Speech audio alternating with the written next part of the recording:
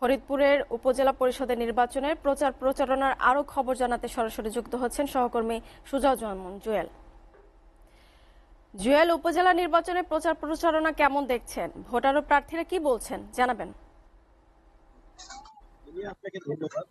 আপনার মাধ্যমে দর্শকদের জানিয়ে রাখি যে আগামী 8ই মে কিন্তু ষষ্ঠ উপজেলা পরিষদ নির্বাচনের প্রথম ধাপের যে নির্বাচন অনুষ্ঠিত হবে সেখানে কিন্তু ফরিদপুর উপজেলার 9টি উপজেলার মধ্যে কিন্তু 3টি উপজেলায় নির্বাচন অনুষ্ঠিত হতে যাচ্ছে, যেখানে যেখানে ফরিদপুর সদর, চরভদ্রসন এবং মধুখালী উপজেলা রয়েছে।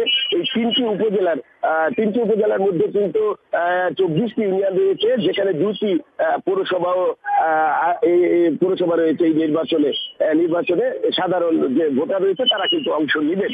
আপনাকে জানিয়ে রাখি এই নির্বাচনে যে উত্তাপ, উদ্দীপনা, উৎসাহ, যে কথাটি আপনি আমাদের কাছ থেকে জানতে পেয়েছিলেন, সেটা কিন্তু আমরা কিন্তু উপজেলা পরিষদের নির্বাচন যে চলছে আগামী আর 4 দিন যে নির্বাচনী প্রচারণা চলবে সেখানে কিন্তু আমরা লক্ষ্য করতে এখন পর্যন্ত পারিনি।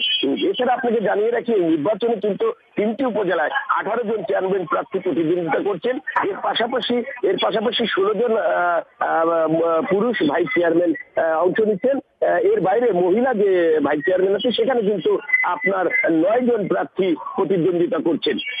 তারা কিন্তু যে 2টা থেকে 8টা পর্যন্ত রাত যে প্রচার প্রচারণা চালানোর কথা, সেখানে কিন্তু 2টা বাজার পরপরই কিন্তু কেমন ভাবে যে প্রচার প্রচারণা যে অংশ নিচ্ছেন এমনটি আমরা বলতে পারবো না, তবে 2-1 জন যে প্রার্থী আছেন তাদের কিছু প্রচার প্রচারণা এবং মাইকিং আমরা লক্ষ্য করতে পেরেছি।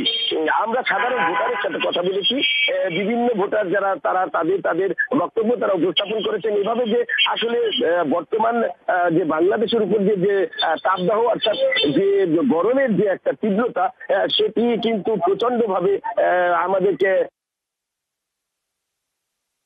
যে কারণে তারা এখন এই ভ্যাপসা গরমের কারণে ভোট নিয়ে তারা তেমনটি চিন্তা করছেন না। এর পাশাপাশি প্রশাসন আসলে নির্বাচন নিয়ে সর্বোচ্চ সতর্ক অবস্থায় রয়েছে এবং যে কোনো ধরনের পরিস্থিতির জন্য তারা প্রস্তুত রয়েছেন। এটি আমাদেরকে জানিয়েছেন প্রশাসনের তরফ থেকে। এই ছিল মুনি আমার কাছে সর্বশেষ। চলে যাবো আপনার কাছে স্টুডিওতে।